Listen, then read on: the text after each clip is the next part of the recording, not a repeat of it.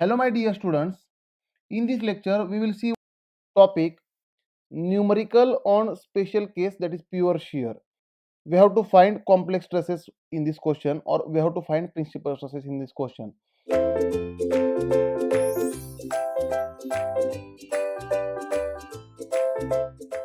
The question is, a steel tube of inner diameter 100 mm and wall thickness 5 mm is subjected to torsional moment of 1000 Newton meter. Calculate the principal stresses and orientation of principal stresses on the outer surface of tube. Now see, this question was asked in ESE, that is IES 2001 for 10 marks. The same question they will ask for 2 marks in GATE examination. And many times they have asked the similar pattern of question. Now see, a steel tube, they have provided one steel tube, right, which is nothing but hollow. It is a hollow steel tube, right? It is a hollow steel tube like this, and on this steel tube, the torsion is applied. The inner diameter, that is, let us say di is 100 mm, and wall thickness is 5 mm. Therefore, if I see cross section, the cross section will look like this. That is di inner diameter is 100 mm, and wall thickness, that is this this distance is t, that is 5 mm. Therefore, can I say do outer diameter is equal to di plus 2t, that is nothing but 100 plus 2 into 5, which is nothing but 110. Therefore, outer diameter will be 110. Right. Now, this is how we have to calculate outer diameter. Now, again, what is given? The torsional moment of 1000. Torque is applied 1000 Newton meter. Right. As dimensions are given in mm, therefore consider it in Newton mm. Therefore, 1000 into 10 to the power 3 Newton mm. This is the applied torque given. Right. Now, calculate principal stresses. See here, torque is applied on this element, and they are asking to find principal stresses on the outer surface. Now, if I see element on this steel tube, due to torque it is subjected to shear stresses. Tau, right? And for such type of loading, our target is to find, first of all, we will find torsional shear stress. Therefore, if I consider element on this, it is subjected to torsional shear stress tau. We will find this torsional shear stress tau first, right? Now, to find torsional shear stress, what is torsional equation? T by J is equal to tau by R is equal to G theta by L. This is the torsional equation. Now, again, therefore, torsional shear stress, this maximum torsional shear stress, we will calculate as T by J into R max. Now, this for hollow section, what will be J? J will be pi by 32, that is do raised to power 4, do to the power 4 minus di to the power 4, outer diameter to the power 4 minus inner diameter to the power 4, and R max, maximum radius will be maximum diameter divided by 2, do by 2, right? Therefore, put here in tau max, put these values.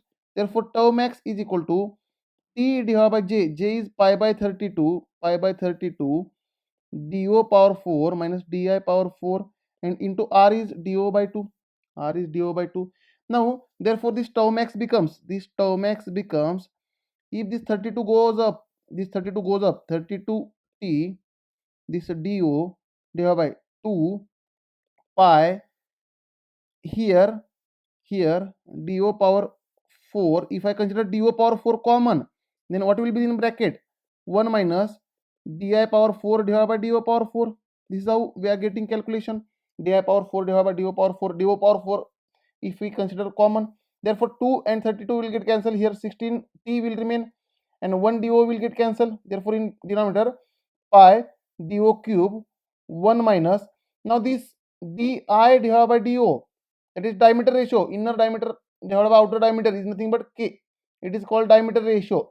Therefore, 1 minus, we can write k to the power 4, 1 minus k to the power 4, where k is nothing but di divided by do. Now this formula directly you have to remember for the GATE examination. In ESC examination, you have to derive this formula and then calculate, then do further calculation. But for GATE examination, for hollow shaft, we have to remember this formula for calculating maximum shear stress. So directly with this formula, we are going to solve this question. Directly with this formula, we are going to solve this question. Right. Now we know that the element is subjected to torsional shear stress. The element is subjected to torsional shear stress, and for this the maximum this torque T, torsional shear stress tau is nothing but 16T divided by pi do cube 1 minus k to the power 4, and k is nothing but diameter ratio. Therefore put the values here. Therefore this torsional shear stress tau is equal to 16, torque is 1000 into 10 to the power 3 divided by pi do is nothing but 110 cube 1 minus k is nothing but d di inner diameter divided by outer diameter do. Therefore what is the inner diameter? 100, outer diameter is 110, power 4. Right. Now if you simplify this, you will get this torsional shear stress equal to 12.07 MPa, that is 12.07 Newton per mm square. This value you will get. Right. Therefore we have calculated here torsional shear stress. Now for this element, subjected to pure torsion, subjected to pure shear, right, tau is nothing but equal to 12.0712 Newton per mm square. This value we have calculated. Right. Now here what is sigma x value? 0. Sigma y value again 0. And tau xy value is tau, which is nothing but 12.07 Newton per mm square. And from the special case, directly for GATE examination, how to write for special case, that is pure shear? Sigma 1 is plus tau, we already calculated, which is nothing but equal to plus 12.07 Newton per mm square, and sigma 2 is minus tau, which is nothing but minus 12.07 Newton per mm square. These values directly we have to remember from the special cases, and for ESC examination you have to write formula, that is sigma 1 comma 2 is equal to sigma x plus sigma y by 2 plus or minus under root of sigma x minus sigma y by 2 whole square plus tau x y square. From this formula we have to calculate. Therefore sigma 1 comma 2 is equal to sigma x is 0 plus sigma y is 0 divided by 2 plus or minus under root of sigma x 0 minus 0 divided by 2 whole square plus tau xy square, that is tau square. Therefore this becomes plus or minus tau. Therefore sigma 1 is equal to plus tau, which is nothing but equal to plus 12.07 Newton per mm square. This is major principal stress. And sigma 2 is minus tau, which is nothing but minus 12.07, which is nothing but minor principal stress.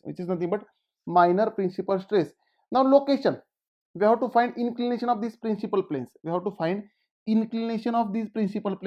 Now for finding inclination, again you can remember from the standard results in special cases, that is sigma 1 will be at 45 degree and sigma 2 will be at 135 degree. These are the standard results from the special cases. But again in ESC examination, if you want to prove this location, that is sigma 1 will be at 45 degree and sigma 2 will be at 135 degree, then the formula we know that is tan 2 theta is equal to 2 tau xy divided by sigma x minus sigma y. Right. Therefore tan 2 theta is equal to 2 tau xy is tau divided by sigma x is 0, sigma y is 0. Therefore tan 2 theta is equal to 2 tau divided by 0, which is nothing but infinite. And we know that tan 90 is infinite. Therefore 2 theta is equal to 90 degree. Therefore theta is equal to 45 degree. Theta is equal to 45 degree, which is nothing but angle of major principal plane on which sigma 1 is acting, the plane on which sigma 1 is acting. And if I add 90 degree, that is theta plus 90 degree, which is nothing but 45 plus 90 degree, which is nothing but 135 degree. It is an angle of minor principal plane. That is the plane on which sigma 2 is acting. the plane on which sigma 2 is acting. And diagrammatically, if you want to represent this, therefore we can give some conclusions here for the pure shear. For pure shear, we can give some conclusions, right? That is, if it is a pure shear condition, then sigma 1 is equal to plus tau, sigma 2 is equal to minus tau, right? And here, if I want to show planes, right, for this case, at 45 degree with vertical, theta is angle with vertical in anti-clockwise direction. If I take angle with vertical in anti-clockwise direction, if this angle is 45 degree, then on this plane there is sigma 1, means sigma is normal stress, which is nothing but perpendicular to the plane. Means this is a sigma 1, on this plane, sigma 1, which is nothing but plus tau, right, that is diagonal tension. It is also called diagonal tension. For pure shear, there will be a diagonal tension of same magnitude equal to shear. Again, at 45 degree means perpendicular to sigma 1, means on this plane, perpendicular to sigma 1, right, there will be a diagonal compression, of same magnitude. There will be a compression like this, that is sigma 2 is equal to minus tau. It is called diagonal compression. Therefore, for pure shear, there will be diagonal tension and diagonal compression of same magnitude equal to shear, that is magnitude of sigma 1 is equal to magnitude of sigma 2 is equal to tau, right. Therefore, there is a diagonal tension and diagonal compression of same magnitude. Thank you, students. In next lecture, we will see one more numerical on complex stress topic.